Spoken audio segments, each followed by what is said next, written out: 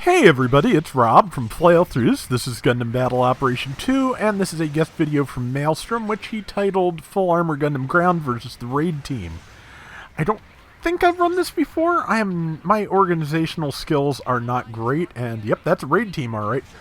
And I have a hard time remembering which guest videos I've run and have forgotten to delete and which ones I haven't, so just going to assume I haven't run this before. If I'm wrong, let me know. But, yeah. Full Armor Gundam Ground, of course, is a general, which does give a little bit of help against a team of raids, but like a lot of support-style generals, as I recall, I think its melee defense is a little low. That's how they usually work that. But that's okay, because if he can use those really good SML missiles and the beam rifle to hit things from far enough away, it really won't matter very much. We'll see how that goes, but yeah, it has like one shoulder missile like the gun cannon SML's, paired set, and it fires really quick, does a lot of damage, and is just generally a really good weapon. Also, of course, has a shoulder cannon, which... See, got a shot in before they killed him, which I think in a situation like that is about the best you can manage. That's what I usually do when I'm that surrounded. And, yeah, I think let's sort it together probably good advice, because I suspect, no, actually everybody's already back in, or, on either people are back in or on their way out, but, yeah, so, yeah, it's time to bunch up, because that's pretty much what you have to do when you're being... hit by close-range people like that. So, yeah, time to bunch up, focus one at a time down as best you can, probably, and, or basically, run interference for your team as they get attacked by various people. I don't know how to describe it, but it can be like a weird mixture of offense and defense when you get in a situation like this, where you have to be up in people's faces, but also just ready to defend your teammates, which be nice if the teammates were close enough to defend Mail, but he is okay. He hit himself, but not the gym close combat. But yeah, somebody else sent bunch up, so it's starting out rough, but I'm sure it is going to improve. But yeah, just it's taken the team a little bit of time to get things together. That Isaac, I'm sure, is having a really hard time. But yeah, it looks like they're starting to group up now, and that's the important part. 3 seconds, and Maelstrom will be back with them, and they're bringing up the score. A couple kills, yeah, one more kill, and they will have the lead. And yeah, okay. Good shot there. Managed to land between the allies and grab that. That's good. And yeah, so there's a couple of people over on the left. Looks like Mail's team is moving in cautiously. And let's see, Isaac is doing its thing, because of course when things are marked, I believe they also take bonus damage, so that's a useful thing that the Isaac can do without being up in everybody's faces. That Isaac probably going to have a hard time this round, though. Support fire, speaking of hard times. Yeah, support fire can be, well, it's a thing. It's a thing that happens, and sometimes very frustrating. It is kind of designed to break up enemy formations, so it can be, very bad when you have to, group up to deal with a, concentrated threat like this. But looks like number 1 is going to try to take point B. I'm not too confident in their... Yep, there, I was about to say, there they go. I'm not too confident in their ability to slip past that many people and do that, especially when, whoever destroyed their mobile suit knows they didn't get the pilot, so then knows to look for them.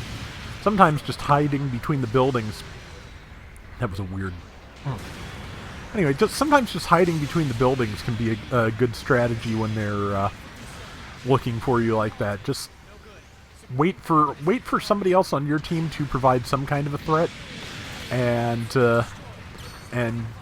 then get the point. But room like this, you probably don't want to leave your teammates down a member for any longer than is necessary. So it is all, I'm going to assume, worked out to the good. Lots of damage to that downed enemy.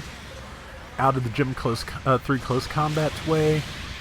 And looks like, I think that's a G3, 2 bazookas, so yeah, managed to tackle Maelstrom, but so far so good. And yeah, they've got the lead now. About 3 minutes left. See, yeah, people are tending to that one over there. And yeah, you could pursue that person, but yeah, there's a spawn point behind them. And so better to just, set up shop and wait for them to come to you. Because if they come to you too early, when there's 5 of you in one place and only 2 of them, that's going to give you your best possible shot. So, 2635, right between the buildings. That is difficult to do, but always fun when you can manage it. That is, of course, a good flight type. I think it's the H8 version.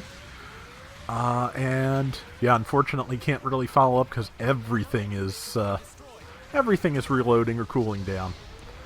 But good news is that except for Maelstrom, the team is in pretty good health, so if they can pick off a couple of people, they'll be in a good position. Unfortunately, yeah, Maelstrom's taking too much damage. Once somebody with a good machine gun has got you locked down when you're low on health, there's not a lot you can do if there's no good cover.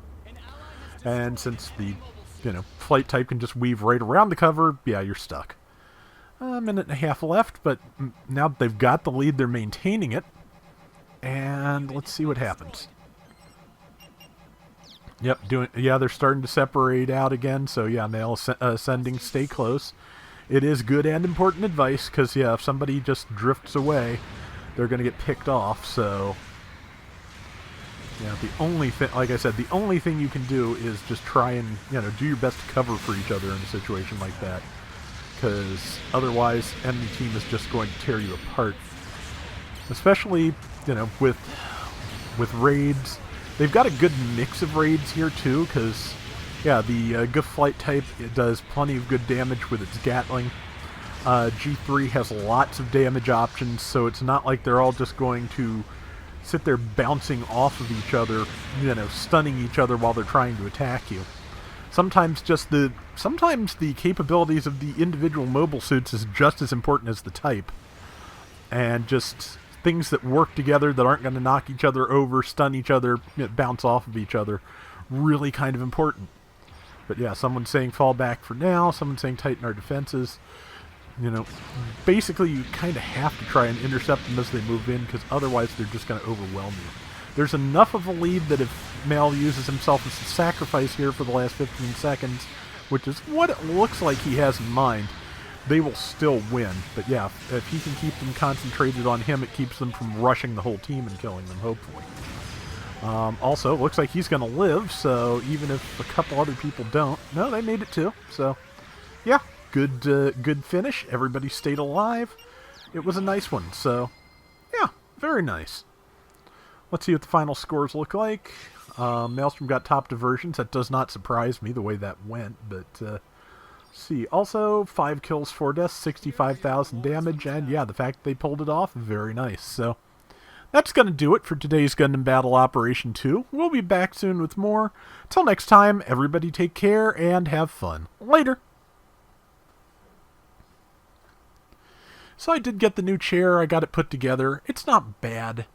I'm just kind of adapting to it, but I think it's going to work. Keeps my posture a little bit better, and I'm a little closer to the mic now, I think, than I was, which should also help with that, because I was having to lean way over to record before, and that was not doing my neck any good. So, hopefully this will be what I need.